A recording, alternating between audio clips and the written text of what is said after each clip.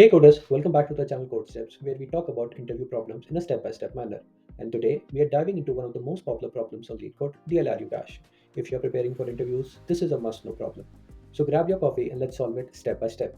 Don't forget to subscribe for more such content. The problem asks you to implement a least recently used cache of a defined capacity which supports two operations: get and put. Get key fetches the value of the key if it exists, otherwise returns -1. Put inserts a new key value pair. If the cache is full, remove the least recently used key. We need to make sure that both our operations run in order one-time complexity. Given the constraints and the problem, we need to think step by step. For fast access of keys, we think of a map data structure. And in order to maintain the order, for least recently, we need to think of either storing it in an array or linked list. Linked list seems more suitable here because we can easily update the order of recency. How do we update the order? Well, once we access the key, we move that key to the front of the linked list. Combining the map and the linked list, we have our own data structure to maintain the LRU. If the capacity exceeds, we move the last node to the linked list. Seems simple, right? Seems simple, right? Remember, linked list traversal to find the node to remove needs an order and operation. We need to traverse the entire linked list. How can we fix this? Well, first now think what nodes we need to access. We need to access the front node where we want to insert and the last node where we want to do the removal for the least recently used one. So we only need the first and the last node.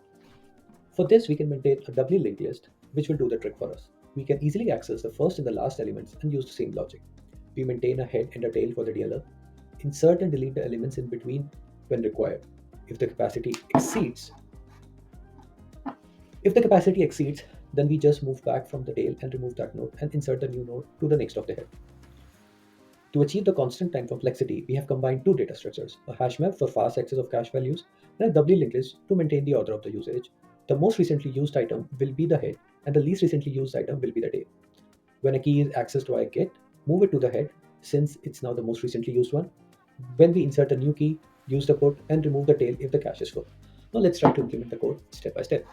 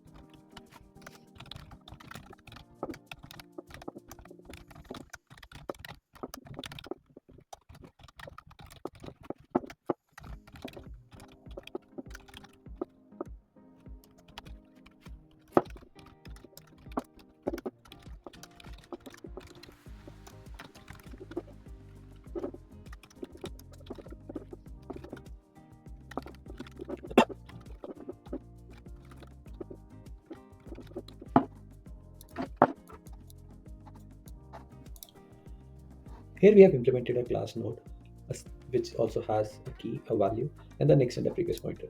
In the LRU cache, we maintain the capacity, the head and the tail as discussed, and an integer comma node map as discussed.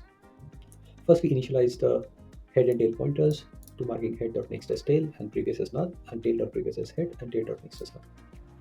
Next, first implement the put method. First, we check if the map contains that key, which means that the key is going to get updated. So we find if it already has that key, then we move that key towards the tail. Otherwise, we just first insert the new key towards the tail. At any point of time, if the size is equals to the capacity, then we remove the node towards the head and then follow the same part of adding a new node towards the tail. While getting the access, we have to update the recency. So what we do is that we ask for that particular key. If it's not there, then we return -1. And if it's there, then we just get that key, remove that, and move towards the tail where the most frequently values are stored. You can click run, and all our test case pass. And you can click accept, click submit, and it will submit. Thanks for watching. So this is how it's done in a step-by-step manner. Happy coding everyone. See you in the next video.